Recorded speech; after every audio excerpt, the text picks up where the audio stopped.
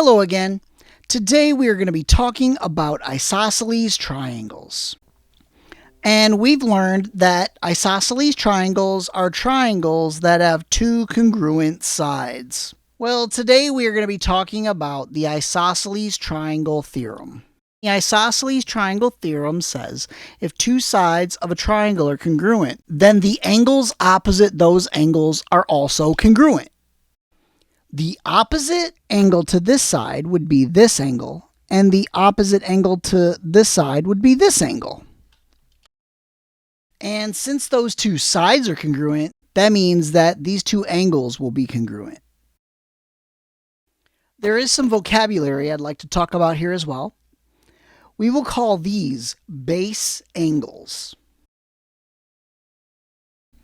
The top here, we're going to call that the vertex. So let's use this isosceles triangle theorem to find the value of x.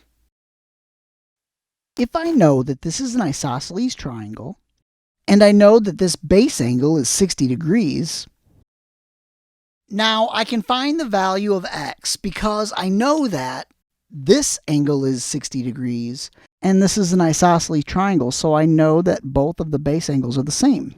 So we know that that is 60 degrees.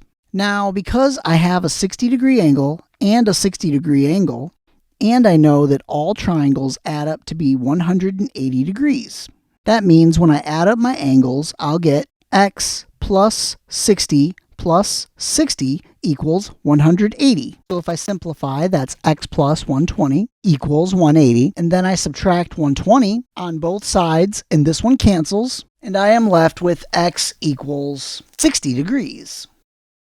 So here I have a triangle, and it is an isosceles triangle, and I need to find the value of x. Well, I know that all triangles add up to be 180 degrees, so I know that x plus 42 is equal to 180 degrees. So that means that x plus 84 equals 180. And if I subtract 84 on both sides of the equation, x is equal to 96 degrees. So we have the same triangle, and I want to find the value of x. Well, since my two angles here are congruent, that would also mean that the sides of my triangle here are congruent. So the value of x then would be 3 inches.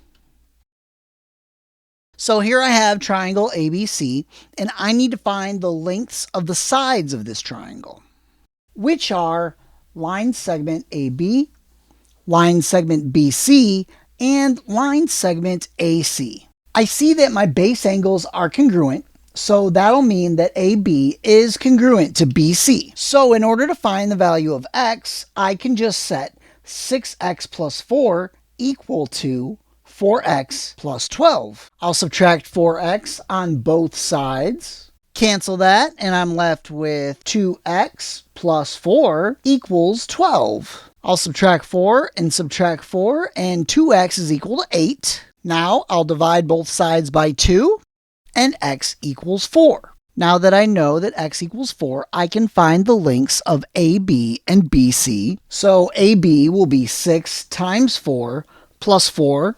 6 times 4 plus 4 is 28, so AB is 28. And since this is an isosceles triangle, that means that BC is also 28. So now I have to find the length of AC, which is 3x, so I'll plug in x for 4, and 3 times 4 is 12, so AC is 12. And that is how you use the isosceles triangle theorem to find the lengths of sides of a triangle. Hope that helps.